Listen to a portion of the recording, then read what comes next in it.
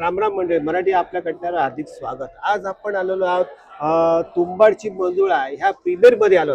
त्या निमित्ताने एक आपले जे कॅरेक्टर जे मांडलेलं आहे शार्दूल सर, त्याची ती जी भूमिका बघून एकदम आश्चर्यजनक वाटतं. पण ह्याच्या आधी पण त्यांनी 4 का 5 चित्रपट केलेले आहेत, पण तिथं वेगळ्या वेगळ्या भूमिकामध्ये केल्या, पण ह्या चित्रपटामध्ये वेगळी भूमिका त्यांनी मांडलेली आहे. काय सांगणार? तुंबाडची मंजुळा या चित्रपटात मी यदू नावाची भूमिका करतो आहे.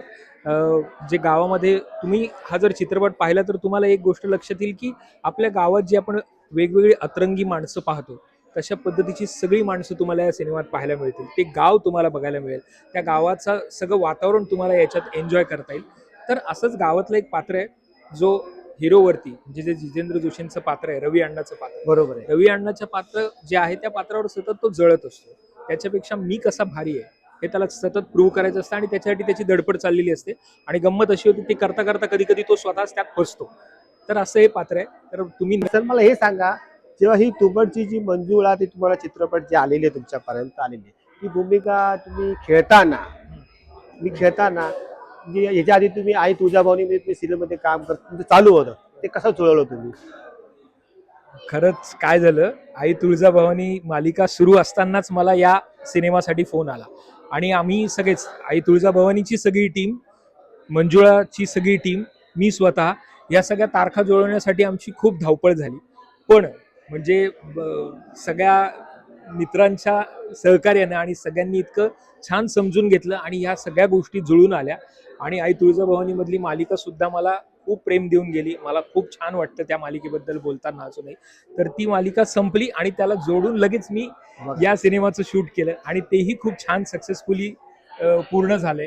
तर मला खूप छान वाटतं की या दोन्ही ठिकाणचं प्रेम मला या ठिकाणी अनुभवता आलं. कसं हा योगायोग वाटत नाही की आई तुझ्या पण तुम्हाला आशीर्वाद दिला आणि चित्रपट असावा? आई, मी तेच म्हणणार होतो की आई तुळजाभवानीचा आशीर्वाद असणार म्हणूनच ही तुंबाडची मंजुळा माझ्यापर्यंत आली, पण माझ्या अंगात नाही शिरली. तुंबाडच्या मंजुळामध्ये एवढे सगळे कॅरेक्टर भरले, वेगवेगळ्या प्रकारचे नग भरले आहेत, दिग्गज कलाकार भरले आहेत, पण ह्याच्यामध्ये जो चिवडा झालेला आहे त्यात सगळं प्रामुख्याने कोणाचा हे झालेलं आहे, शेंगदाणा झालाय की कोणाचा कुरमुरा झालाय आणि कोणाचा काय झालेलं आहे? जेवढ्या केवढ्या चवी आपल्याला चिवडा खाताना मिळतात की नाही, गोड, आंबट, तिखट, तो एखादा झटका मिळतो, एखाद्याला आपल्याला असं वाटून जातं, त्या सगळ्या चवी तुम्हाला या चित्रपटात बघायला मिळणार आहेत. गाणी अप्रतिम आहेत, एकापेक्षा एक चवीची गाणी आहेत, सुंदर गाणी आहेत. आणि कोण कोण दिग्गजांनी गायली आहेत गाणी. हरिहरांनी गायलंय, मग त्याच्यानंतर विशाल ददलानींनी गायलं, अवधूत गुप्तेंनी गायले, राहुल देशपांडेंनी गायले. अशी सगळी गाणी आहेत. तर तुम्हाला ते सुद्धा खूप एन्जॉय करणार आहात तुम्ही गाणी. पण ह्याच्यामध्ये ती उषा नाडकर्णींनी काम कॅरेक्टर त्यांच्यावर करताना कसं ती एकदम स्ट्रिक्ट आहे कामाच्या बाबतीत पण, किंवा कसं ऑन सेट ऑफ सेट? खरं तर उषा नाडकर्णींबरोबर म्हणजे माझा प्रत्यक्षात सीन असा फार कमी आहे. पण आऊ खूपच मोठ्या नटी आहेत. त्यांचं काम बघत बघत मी खूप लहान होतो तेव्हापासून त्यांचं काम बघतोय. इतक्या मोठ्या माणसाचं काम जवळून बघायला मिळणं ही माझ्यासाठी एक पर्वणी होती. आणि सगळ्यात चांगली आणि मोठी गोष्ट अशी की आम्ही सगळी तरुण मंडळी आहोत. आमचं दिग्दर्शक पण तरुण आहे.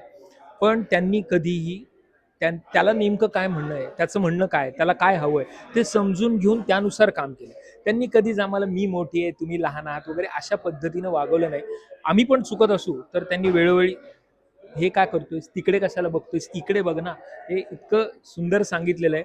त्यांची बोलण्याची पद्धत कशी असेल तरी त्यांचा हेतू फार ग्रेट आहे. वा. आणि ते फार आम्हाला छान वाटतं. त्यांच्याबरोबर काम करताना खूप मजा आली. आणि मकर नानासुरीचा मकरंद अनासपुरे सरांबरोबर मी आधी पण एका सिरीजमध्ये काम केलं होतं, मानवत मर्डर्स नावाच्या सिरीजमध्ये. त्यांच्याबरोबर काम करताना पण ते कुठल्या वेळेला काय इम्प्रोवाइज करतील याची आपल्याला गॅरंटी देता येत नाही. पण आपल्याला अलर्ट राहावं लागतं, सतत कान जागा ठेवायला लागतो. सर काय बोलतायत त्याला ऐकून बरोबर रिॲक्ट व्हावं लागतं. आणि बाकी सगळे जे नट मंडळी आहेत, जितेंद्र जोशी, जितू आणि मी तसे आधीपासूनचे मित्र आहोत. पण या सिनेमामध्ये आमची मैत्री अजून घट्ट झाली. अंशुमन विचारे एवढा मोठा नट, इतका छोट्या छोट्या गोष्टींवरचे त्याचे बारीक बारीक विनोद तो अभिनयातून करतो. बरोबर आहे, बरोबर आहे. पण इतकं बारकाईनं विनोदाचं काम करणं आणि इतकं मनापासून सिरियसली काम करणं. योगेश शिरसाट सर, त्यांच्याबरोबर मी लहानाचा मोठा झालो, आम्ही एकत्र एका शाळेत शिकलेलो आहोत. पण तो माझ्यासाठी पहिल्यापासूनच सिनियरच होता, शाळेत असताना पण आणि आता कामानी पण आणि अनुभवानी पण. तो माझ्यापेक्षा सिनियर आहे. आम्ही दोघं एकत्र खूप वर्षांनी भेटलो, खूप मजा केली आणि त्याच्याबरोबर खूप काम केलं.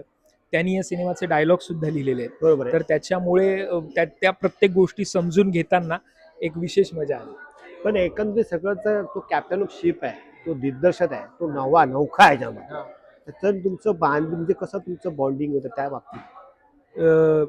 बाय द वे मी फक्त नट नाहीये, मी लेखक सुद्धा आहे. तर काही मालिकांचं लेखन पण मी आधी केलेलं आहे आणि त्या मालिकांच्या लेखनाच्या प्रोसेसच्या वेळेला मी आणि विविध आम्ही एकत्र असायचो. काही मालिकांना तो माझ्याबरोबर लेखन करत असायचा, काही मालिकांना तो क्रिएटिव्ह डिरेक्टर म्हणून काम करत होता, तो चॅनलमध्ये काम करत होता, प्रोमो प्रोड्युसर म्हणून काम करत होता. त्यामुळे आमची आधीपासून मैत्री होती. हा सिनेमा आम्ही एकत्र करणार आहोत याबद्दल मला काहीच कल्पना नव्हती. मला सांगितलं अशी अशी ऑडिशन आहे, मी ऑडिशन केली, नंतर मला कळलं की हा सिनेमा विविध दिग्दर्शन करतोय आणि मग आमची भेट झाली. खरं तर त्यावेळेला आम्ही असे अनेक सिनेमे बघायचो, अनेक पुस्तकं वाचायचो, असं काहीतरी केलं पाहिजे रे, असा सिनेमा करूया, तसं करूया, अशा गप्पा मारायचो. पण ती संधी खरंच येईल असं कधी वाटलं नव्हतं आणि ती संधी चालून आली. आणि त्या विविध बरोबर काम करताना त्यांनी मला आधी भीती होती की हा काय होईल, कसं होईल. त्यांनी याआधी खरं तर एक Yes, सिनेमा yes. केलेला आहे, पण तो फारसा आपल्या ओळखीत आला नाही किंवा पाहण्यात आला नसेल, त्यामुळे माहीत नाही. पण हा त्याचा तसा दुसरा सिनेमा आहे. पण ज्या पद्धतीनं त्याला इथे काम करायला जी मोकळीक मिळाली तशी त्याला आधी मिळाली नसावी. पण त्याच्यामुळे तो आत्ता इतका खुलून काम करत होता. त्यात आम्ही सगळे नटमंडळी त्याच्याबरोबर जी होती, विविधनी इतकं परफेक्ट काम करून घेतलंय. त्याला म्हणजे जितेंद्र जोशी एक वाक्य नेहमी विविधबद्दल फार सुंदर बोलतात. विविधला हे माहिती की काय करायला नकोय. तो आम्हाला नट म्हणून हे कायम सांगायचं की हे मला नकोय, हे करू नका. आणि ते परफेक्टली त्यांनी आमच्याकडून करून घेतलं. आणि विविधला नक्कीच यश मिळणार आणि मी बघतोय विविध ब्लॉकबस्टर सिनेमांचा दिग्दर्शक म्हणून पुढे ओळखला जाणार आहे. वा वा. तर तुंबाडची मंजुळा हा चित्रपट 5 जून पासून तुमच्या जवळच्या चित्रपटगृहात आलेला आहे. तो तुम्ही नक्की बघा, तुम्हाला नक्की आवडेल. तुमच्या कुटुंबाबरोबर, तुमच्या मित्रमैत्रिणींबरोबर, कुणाबरोबरही कंटाळा आला असेल तर जाऊन सिनेमा बघा, मजा करायची. थांबा. मंजुळा कोण आहे हे सांगितलं नाही अजून. मंजुळा कोण आहे ते तुम्हाला मी खरंच नाही सांगू शकत, कारण तेच मुख्य रहस्य आहे या सिनेमाचं. तुम्ही सिनेमा बघा.